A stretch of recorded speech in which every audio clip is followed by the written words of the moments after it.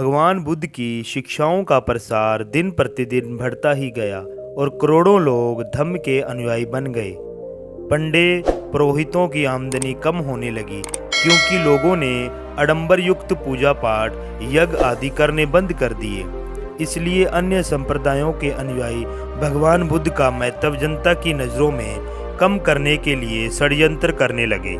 उन लोगों ने सोचा कि पद, यश और पैसे का आरोप तो लग ही नहीं सकता क्योंकि भगवान स्वयं राजपाट त्याग कर आए हैं। इसलिए चिंचा नाम की एक सुंदरी ब्राह्मणी परिवर्चा को तैयार किया गया कि ऐसी अफवाह फैलाए जिससे भगवान बुद्ध की लोकप्रियता कम हो। चिंचा मणविका रूपवती युवती थी।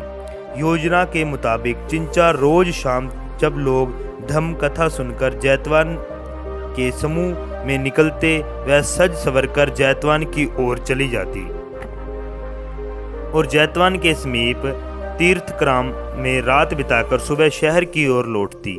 लोगों के मन में शंका उत्पन्न हो इस तरह वह व्यवहार करती।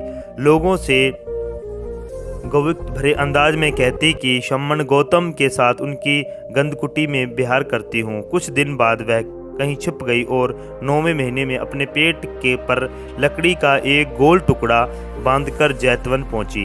भगवान बुद्ध उपदेश दे रहे थे, तभी वहां शीतल वेदना चिंचा आ गई और सबके सामने भगवान बुद्ध से कहा कि अपने होने वाले बच्चे के बारे में सोचो और आपने किसी शिष्य से कहकर उसके पालन पोषण की व्यवस्था करवा दो।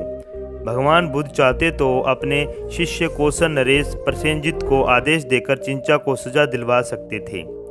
वह झूठ बोल रही है। लेकिन भगवान बुद्ध ने मुस्कुराकर बड़ी करुणा भरे शब्दों में कहा, बहन, तूने जो कहा है उसके सत्य का ज्ञान केवल मुझे है और तुझे है। षड्यंत्रियों ने ऐसी प्रतिक्रिया की कल्पना नहीं की होगी। उसने सोचा होगा कि चिंचा का आरोप सुनकर भगवान बुद्ध नाराज होकर कुछ बोलेंगे, फिर चिंचा गाली गलौज शुरू करेगी। इस तरह विवाद बढ़ जाएगा। लेकिन भगवान बुद्ध की संयत व करुणा भरी प्रतिक्रिया सुनकर चिंचा घबरा गई और खांसने लगी। उसके खांसने से रस्सी की वह गांठ जिससे उसने पेट पर कठौती बांध रखी थी ढीली पड़ गई और कठौती पेट से खिसकर उसके पांव पर गिर पड़ी। गर्भ जैसा फूला पेट पचक गया। चिंचा की पोल खुलते ही लोगों ने उसे डंडे और पत्थर मारकर वहां से भगा दिया।